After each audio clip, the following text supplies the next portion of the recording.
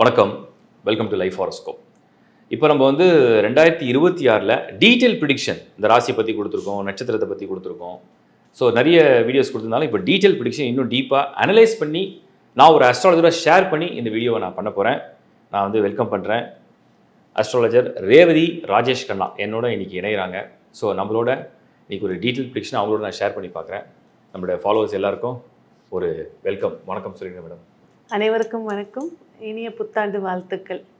இப்போ நம்ம டீட்டெயில் ப்ரிடிக்ஷனை பார்ப்போம்.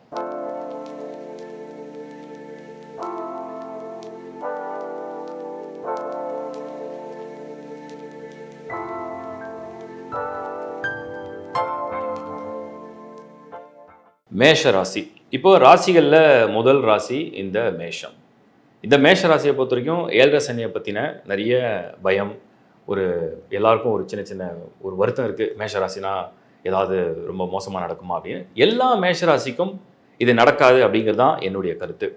ஏன்னா ஒரு ராசிங்கிறது உங்களுக்கு தெரியும், ஒரு ராசி என்பது அந்த ராசிக்கு வந்து 7.5 சனிங்கிறது கிட்டத்தட்ட முதல் சுற்று, 2வது சுற்று, 3வது சுற்று அப்படின்னு வந்துட்டு தான் இருக்கும். பட் ஆனால் அவங்களுடைய சுய ஜாதகம் வலிமையாக இருந்து, அவங்களுக்கு நல்ல தசாபுத்தி நடந்து, அவங்க லக்ன அடிப்படையில் யோகமான கிரக அமைப்பும் இருந்ததுன்னா நிச்சயமாக இது பெரிய பாதிப்பை தராது அப்படிங்கிறத நான் நிறைய வீடியோவில் சொல்லிட்டேன். அது நீங்கள் டீட்டெயிலாக அந்த அஸ்ட்ராலஜிக்கலாக பார்த்தா தான் புரியும். பட் 2026 இந்த 7.5 சனியால் என்னோட கருத்தாக நான் சொல்ல விரும்புறது என்னென்னா, நீங்கள் வந்து எந்த ஒரு செயல் செஞ்சாலும் சரி, அது உங்கள் ப்ரொஃபஷனல் லைஃபாக இருக்கலாம், உங்கள் பர்சனல் லைஃபாக இருக்கலாம், இல்லை உங்களுடைய இன்வெஸ்ட்மெண்ட்டாக இருக்கலாம், படிப்பு விஷயமா இருக்கலாம், ரிலேஷன்ஷிப்பாக இருக்கலாம், கொஞ்சம் எச்சரிக்கையாக இருந்தால் நல்லது. ஏன்னா அந்த ராசிங்கிறது உங்கள் மனம், உங்கள் மனசு, உங்கள் புத்தி, அதில் ஒரு சின்ன குழப்பம், ஒரு தயக்கம், ஒரு வருத்தம் இதெல்லாம் வரத்துக்கு ஒரு வாய்ப்பு இருக்குது அப்படிங்கிறதான் நான் வந்து பார்க்குறேன்.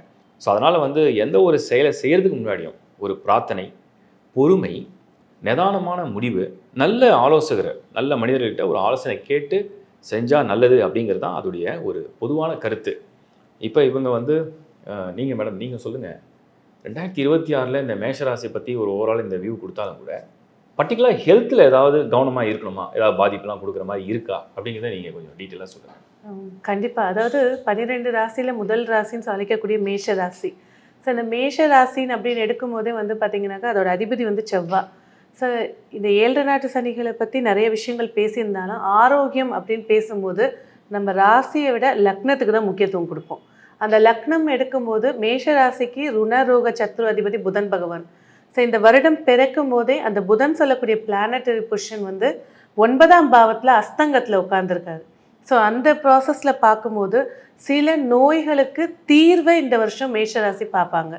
ஸோ இது வரைக்கும் இதுக்கு ரெக்கவரி ஆகலை, ட்ரீட்மெண்ட் போயிட்டே இருக்குது, இந்த மாதிரி சொல்கிறவங்களுக்கெல்லாம் இந்த ஆரம்ப கட்டமே அந்த 6ஆம் பாவாதிபதி அஸ்தங்கம் ஆகிறது, வழக்கு, இந்த மாதிரி உத்தியோகம் இது சார்ந்த விஷயத்தில் சின்ன மிஸ்டேக் நடந்தாலும் ஆரோக்கியம் பேசும்போது கண்டிப்பாக வந்து ஒரு வருஷக்கணக்காக இருக்கக்கூடிய ஒரு நோய்க்கு ஒரு தீர்வை ஏற்படுத்தி கொடுக்கும்.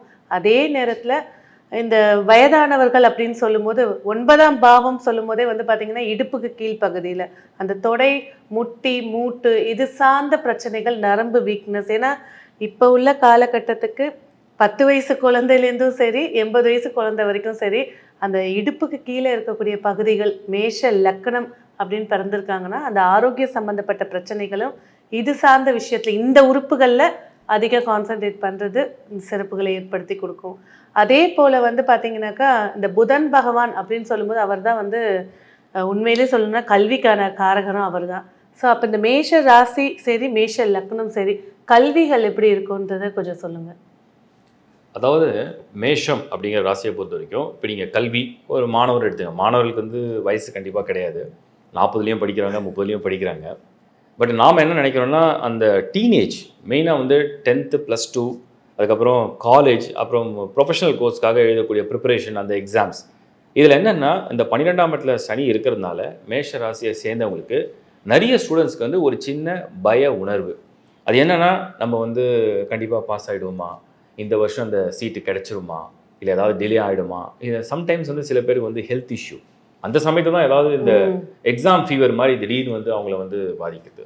ஸோ என்னுடைய ஒரு சின்ன கருத்து என்னென்னா, ஸ்டூடெண்ட்ஸாக இருக்கிற நீங்கள், அது எந்த ஏஜ் குரூப்பாக இருந்தாலும் பரவாயில்ல, பட் ஸ்டூடெண்ட்ஸாக இருக்கிற நீங்கள் ஒரு சின்சியர் ப்ரேயர்ஸ், உங்களுக்கு வந்து காலையில் வந்து 5 மணிக்கு எழுந்து ப்ரிப்பேர் பண்ணுறீங்க, 4 மணிக்கு எழுந்திருக்கிறீங்க அப்படின்னா உங்களோட டிசிப்ளின்.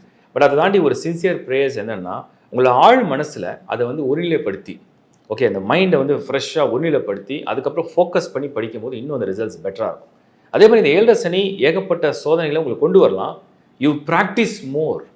ஏன்னா இப்போ ஒரு முறை ஒரு ப்ராக்டிஸ் பண்ணுற காலத்தில் இருந்து இந்த சமயத்தில் நீங்கள் வந்து அதை 3 டைம்ஸ் பண்ணுறீங்களா, 5 டைம்ஸ் பண்ணுறீங்களா, இல்லை 10 டைம்ஸ் பண்ணுறீங்களா அப்படிங்கிறத பொறுத்து தான் அந்த ரிசல்ட்ஸை வந்து இன்னும் வேகமாக கொண்டு வரும். பதட்டம் தேவையில்லை. 7 சனி உங்களை சோதிக்குது. ஆக்சுவலாக சோதனை தான் உங்களுக்கு தேவை. Is a testing time. உங்களை சோதிக்கும் போது உங்களோட திறமை இன்னும் வெளியில் வரும் அப்படிங்கிறது தான் நான் நினைக்கிறேன். அந்த பயிற்சியில் முழுமையாக ஈடுபடுங்க, நிச்சயமாக நீங்கள் வெற்றி அடைவீங்க. அதே போல் சார் இப்போ மேஷ லக்னம்னு எடுத்துக்கிட்டோம்னாக்கா, இப்போ இந்த சனி வந்து பாதகாதிபதியாகவும் ஆகுறாரு. இப்போ வந்து சனி வந்து பார்த்தீங்கன்னா மேஷ லக்னத்துக்கு 12ல் இருக்குது. இப்போ உத்திரட்டாதி நட்சத்திரம் அவரோட சுயச்சாரத்தில் போக போகிறாரு. அப்போ வந்து இந்த மாணவர்களுக்கு வந்து இப்போ மேஷ லக்னம் பிறந்தவங்களுக்கு சனி தசை நடைபெறவங்களுக்கு பாதிப்பு அதிகமாக, இல்லை தசாபுத்தி இல்லாதவங்க படிப்பில் சிறந்துருவாங்களா? மேஷ லக்னம் நீங்கள் வந்தீங்கன்னா அந்த லக்னத்தை பற்றி நீங்கள் சொன்னீங்க சனி வந்து பாதகாதிபதியாக இருக்காரு. நம்ம அந்த ஆங்கிளை மட்டும் பார்க்க முடியாது. ஏன்னா சனி வந்து மேஷ லக்னத்துக்கு தொழிலுக்கு தான் முக்கியமாக அவர் வந்து ரோல் ப்ளே பண்ண போகிறார். இப்போ நமக்கு வந்து உடம்புல வந்து தலை முதல் பாதம் வரைக்கும் இருக்குது. ஒவ்வொரு அங்கத்துக்கும் ஒரு கிரகத்துடைய ஆதிக்கம் இருக்குது. அது மாதிரி மேஷ லக்னத்துக்கு அந்த சனி வந்து தொழில் லாபம் இதுக்கு தான் ஒரு முக்கியமான ரோலை ப்ளே பண்ணுறாரு.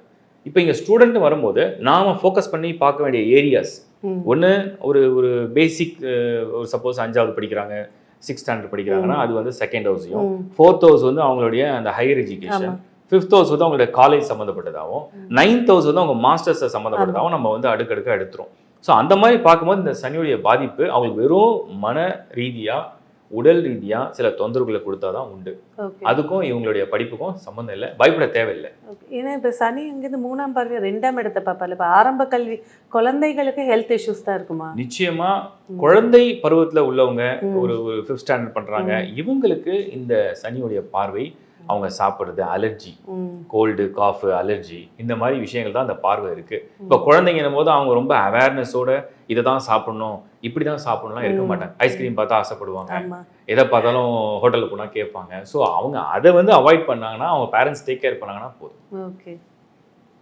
ஸோ இப்போ வந்து நான் வந்து நினைக்கிறது என்னென்னா, இந்த மேஷ ராசியில் வந்து இந்த 7 சனி ஸ்டார்ட் ஆனதுலேருந்து நிறைய பேருக்கு வந்து பார்த்தீங்கன்னா இந்த ரிலேஷன்ஷிப் இஷ்யூ இருக்குது. கணவன் மனைவியாக இருக்கலாம், இல்லை நல்ல ரிலேஷன்ஷிப்பில் இருக்காங்க. ஆனால் இப்போ சோதனை என்னென்னா அவங்களுக்குள்ள அந்த வேவ் லென்த் வந்து கொஞ்சம் அப்படியே ஏதோ கொஞ்சம் ஃப்ரீக்வன்சி மேட்ச் ஆகாமல் கொஞ்சம் வெளில போகிறாங்க. ஸோ இதை கண்டினியூ பண்ணலாமா, இதை கல்யாணம் வரைக்கும் நம்பலாமா, பண்ணலாமா வேண்டாமான்னு ஒரு குழப்பத்தில் இருக்காங்க. நீங்கள் என்ன நினைக்கிறீங்க அதை பற்றி? சார் என்னோட விஷயங்கள் அப்படின்னு பார்த்தீங்கன்னாக்கா, இப்போ மேஷ ராசிக்கு புத்தி ஸ்தானத்தில் கேது பகவான் உட்கார்ந்துருக்காரு. ஸோ ஃபஸ்ட்டு விஷயம் வந்து பார்த்தீங்கன்னாக்கா, ரிலேஷன்ஷிப் அப்படின்னு சொல்லும்போது நம்ம 7ஆம் பாவத்தை எடுத்துப்போம், கணவன் மனைவி உறவுகளை. 5ஆம் பாவன்ற போது காதலை எடுத்துப்போம். ஸோ கேது பகவான் அங்கே உட்காந்து 7ஆம் பாவத்தையும் பார்க்குறது வந்து பார்த்திங்கன்னா, இந்த 2026 பிஃபோர் முன்னாடி வரைக்கும் கொஞ்சமாவது பேச்சுவார்த்தைகள் சிறப்பாக இருந்திருக்கும், ஒருத்தர் விட்டு கொடுத்து போயிருப்பாங்க. ஆனால் இந்த டைமிங்கில் வந்து ரொம்ப தனிமையை அதிகமாக விரும்புகிறது அதிகமாக இருக்கும். அதே நேரத்தில் எப்பவும் போல தான் நம்ம எந்த ஒரு விஷயம் தொடங்கினாலும் அந்த வருடம் பிறக்கும் போது இருக்கக்கூடிய கிரகஸ்தானங்கள் பார்க்கும்போது சுக்கிரனும் செவ்வாயும் வந்து அஸ்தங்கம், அதாவது 2 பேர்கிட்டையுமே வந்து கொஞ்சம் அன்கம்ஃபர்டபுளாக இருக்கிற மாதிரி இருந்தாலும் குரு பகவான் வராரு. குருவுடைய பார்வை விழுறதுனால எவ்வளோ பிரச்சனைகள் இருந்தாலும் அவங்க உட்காந்து பேசிக்கிட்டாங்க அப்படின்னாலே சிறப்பாக இருக்கும். அதே போல் வந்து பார்த்திங்கனாக்கா அவங்களுடைய பிளானட்டரி பொசிஷனில் சுக்கிரன் எப்படி இருக்காங்க, 7ஆம் அதிபதி எப்படி இருக்காங்க, சிலருக்கு வந்து ராகு கேது அந்த இடத்துல இருக்கும், லக்னத்தில் ராகு 7ல் கேது, அந்த மாதிரி இருக்கக்கூடியவங்களுக்கு தான் இதோட டிஸ்டர்பன்ஸ் வந்து கொஞ்சம் அதிக லெவலாக தெரியும். மற்றவங்களுக்கு வந்து நார்மல் தான், என்ன இருந்தாலும் ஒருத்தருக்கு ஒருத்தர் புரிதல் வந்து அதிகமாக ஏற்படுத்தி தான் கொடுக்க போகுது 2026. அதே போல் வந்து இந்த ஹெல்த்து பற்றி நீங்கள் சொன்னீங்க சார், ஸ்டடீஸில் ஹெல்த்து சொன்னீங்க. இப்போ பொதுவாகவே வந்து இப்போ மேஷ ராசி மேஷ லக்னம்னு எடுத்துக்கிட்டால் புதனை தான் நம்ம எடுத்து பேசிகிட்டு இருக்கோம். இப்போ ஒரு சில ஹாரோஸ்கோப்பில் வந்து 6ஆம் பாவத்தில் வந்து இப்போ மாரகாதிபதியோ பாதகாதிபதியோ இல்லைனாக்கா ஒரு அஷ்டமாதிபதி, இப்போ செவ்வாயே வந்து மேஷ லக்னத்துக்கு அஷ்டமாதிபதி, அவரே போய் 6ஆம் இடத்துல உட்காந்துக்கிட்டாங்க. அந்த மாதிரி ஒரு டிஃபிகல்ட்டான ஒரு ஹாரோஸ்கோப் இருக்குன்னா இந்த 2026 இதில் ஏதாவது சேஞ்சஸ் கிடைக்குமா? சனி பார்வை. ஆமாம். ஹெல்த்தை பொறுத்த வரைக்கும் நமக்கு வந்து இன் ஆல் ஆஸ்பெக்ட்ஸ் நீங்கள் வந்து பார்த்தீங்கன்னா ஆரோக்கியத்துக்கு வந்து வெறும் ஒரே ஒரு பாவத்தை நம்ம எடுக்க முடியாது. ஆமா. இப்போ லக்கணமே சரியில்லைன்னா அந்த புத்தியே வந்து அவங்களுக்கு எதை செய்யறது எப்படி செய்யறதுன்னு புரியாது. ப்ராக்டிஸ், இது ஒரு டிசிப்ளின். இப்போ செகண்ட் ஹவுஸ் அப்படிங்கிறது அவங்க சாப்பிட்ற பழக்க வழக்கம். இப்போ இவருக்கு ஏதாவது பழக்கம் இருக்கா அப்படின்னா அந்த செகண்ட் ஹவுஸை கூர்ந்து கவனிப்போம். அங்கே ஏதாவது சாயாகிரகம் இருக்குன்னா ஏதாவது பழக்கம் ஏற்படுறதுக்கு வாய்ப்பு இருக்குது. இதுங்க சில பேருக்கு ஃபுட் ஹேபிட்ஸ்ன்னு சொல்லுவோம். இப்போ ஃபோர்த் ஹவுஸுக்கு தான் அவங்க சுக சௌக்கியமாக டிஃபால்ட்டாக இருக்காங்களா, அவங்களோட பரம்பரையில் அந்த மாதிரி யோகா இருக்கா.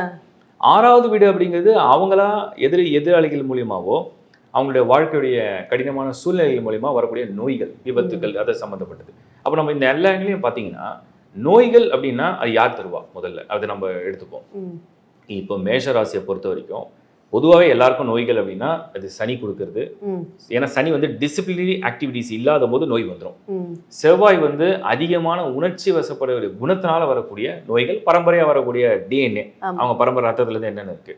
சந்திரன் வந்து அவங்க அம்மாவுடைய வம்சா வழியில் வரக்கூடிய நோய்கள். சூரியன் வந்து அவங்க பித்ரு அப்பா வழியில் வரக்கூடிய நோய்கள். இப்போ ராகு கேது இவங்களை சொல்லவே வேணாம். தோஷத்தை எப்படிலாம் ஏற்படுத்த முடியுமோ மேக்ஸிமம் பண்ணுறாங்க.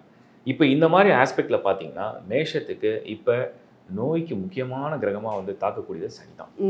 அப்போ சனிக்கிட்டேருந்து தப்பிக்கணும்னா ரொம்ப சிம்பிள். சின்சியரான அந்த காலையில் சூரிய உதயத்துக்கு முன்னாடி எழறது, ஆக்டிவிட்டி லைக் ஒரு யோகா, இதை ஒரு பேசிக் எக்ஸசைஸ், அட்லீஸ்ட் ஒரு வாக்கிங், ஒரு ஆக்டிவிட்டி ரெகுலராக ஃபாலோ பண்ணாங்கன்னா இந்த நோயிலேருந்து அவங்க தப்பிப்பாங்க. அவங்க பண்ண முடியுமா சார்? இப்போ பண்ண விடாது. ஒரு கெட்ட நேரம் வந்தால் நிச்சயமாக அவங்கள போட்டு ப்ரெஷர் பண்ணும். ஏன்னா அவங்கள வந்து அப்போ தான் சில பேர் சொல்லுவாங்க என்கிட்ட, நான் கோயிலுக்கு போகலான்னு நினச்சேன் ஆனால் தடையாக இருக்குது, என்னால் போகவே முடியல, நான் எப்படி போகிறது, கோயிலுக்கு போகிறது எப்படின்னு ஐடியா கேட்பாங்க. கோயிலுக்கு போயிட்டு நீங்கள் வந்து பிரார்த்தனை பண்ணுங்கள், ஒரு வழிபாடு செய்யுங்க, அங்கே கொஞ்ச நேரம் டைம் ஸ்பெண்ட் பண்ணுங்கன்னு சொன்னால், ஒரு குட் எனர்ஜி நீங்கள் ரிசீவ் பண்ணுங்கள், உங்களுக்குள்ளே ஃபீல் பண்ணுங்கன்னு சொன்னால் அது போகவே முடியலன்னு சொல்லியும் தடை இருக்கும். சரி, இதுதான் மன உறுதி. நமக்கு ஒரு விஷயம் நடக்கணும் அப்படின்னா அந்த மன உறுதியோட செயல்படும் போது அது நிச்சயமாக சக்ஸஸை கொடுக்கும் நான் நம்புகிறேன். அதை கண்டிப்பாக நீங்கள் ட்ரை பண்ணுங்கள். எனக்கு வந்து உங்களோட வந்து ஒரு ஸ்ட்ரெயிட் கொஸ்டின், லவ் சக்ஸஸ் ஆகுமா ஆகாதா? காதல் அப்படின்னு சொல்லும்போது 5ஆம் பாவத்தை தான் எடுத்து பேசக்கூடியது. அது வெற்றி ஆகணும் அப்படின்னா அது 7ஆம் பாவம் 11ஆம் பாவம் தொடர்பு வரணும்.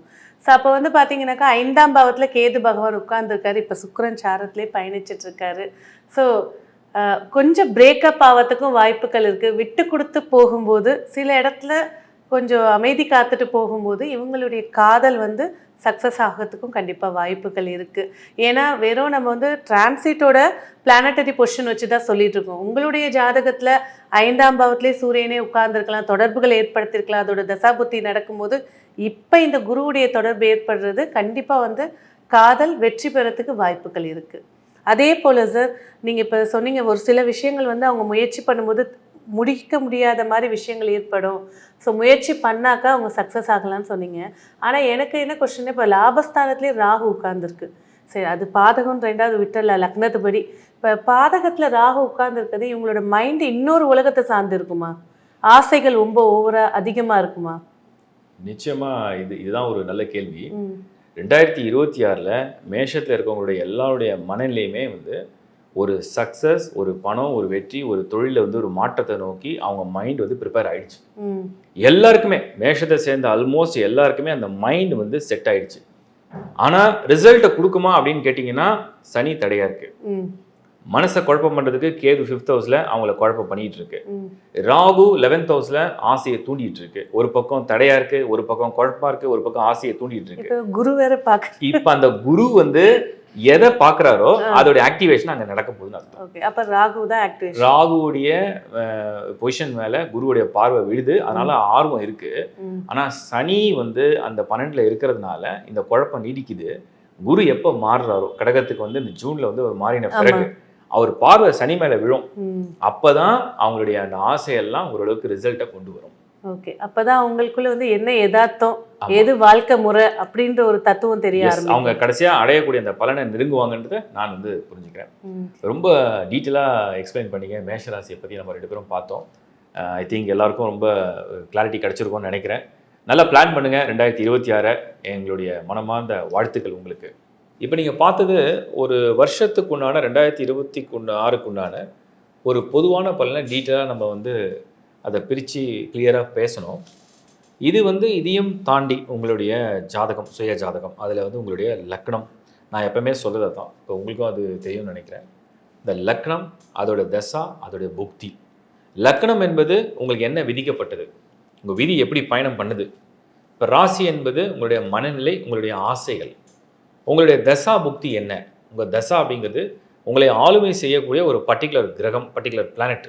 அது எப்படி உங்கள் உடல் முழுக்க இன்ஃப்ளூயன்ஸ் பண்ண போகுது, உங்கள் உடல் எப்படி அசைய போகுது. புக்தி என்பது அதில் உங்கள் புக்தி என்ன சொல்லும், அது என்ன செய்யும். இதை பேஸ் பண்ணி தான் இந்த பலனெலாம் வந்து ஒரு சூப்பர் இம்போஸ் பண்ணி நம்ம அப்சர்வ் பண்ணி புரிஞ்சிக்க போகிறோம். அதனால் உங்கள் சுய ஜாதகத்தை எல்லா முறையும் நான் பார்க்க சொல்லியிருக்கேன். www.lifehoroscope.in இல்லைனா லைஃப் ஹாரோஸ்கோப் சங்கர் நாராயண் போட்டிங்கனாலே என்னோடய வெப்சைட் வந்துடும். நிறைய சர்வீசஸ் ஆட் பண்ணியிருக்கோம். அதில் நியூமராலஜி சர்வீஸ் ஆட் பண்ணியிருக்கோம், வாஸ்து ஆட் பண்ணியிருக்கோம், ப்ளஸ் வந்து வாய்ஸ் கிளிப் சர்வீஸ் ஆட் பண்ணியிருக்கோம், கன்சல்டேஷன் என்கிட்ட பேசணும், ஒரு கன்சல்டேஷன் வேணும், அதுலேயும் நிறைய ஆட் பண்ணியிருக்கோம். நிறைய வீடியோஸ் வந்து ஏகப்படுத்த ஆஸ்ட்ராலஜி நாலேஜுக்காகவும் கொடுத்துருக்கோம். ஸோ கம்ப்ளீட்டாக பாருங்கள். இது வந்து ஒரு சூப்பர் சப்ஜெக்ட். நான் பர்சனலாக ஒரு அஸ்ட்ராலஜியில் வந்து வந்ததுனால சொல்கிறேன், இது வந்து ஒரு சூப்பர் சப்ஜெக்ட். நமக்கு எல்லா விஷயத்துக்கும் ஒரு குழப்பம் வரும். அந்த குழப்பத்துக்கு இது ஒரு தெளிவை கொடுக்கும். அதுதான் ஆஸ்ட்ராலஜி. அதோடைய அட்வான்டேஜ் அதுதான். உங்கள் நண்பரோட உறவுகளோட ஷேர் பண்ணுங்கள். மீண்டும் ஒரு நல்ல வாய்ப்பில் என்னோட இணைஞ்ச அஸ்ட்ராலஜர் ரேவதி ராஜேஷ் கண்ணா அவங்களுக்கும் நான் தேங்க் பண்ணிக்கிறேன். Thank you madam. தேங்க்யூ. ஸோ மீண்டும் ஒரு நிகழ்ச்சியில் நான் வந்து சந்திக்கிறோம்.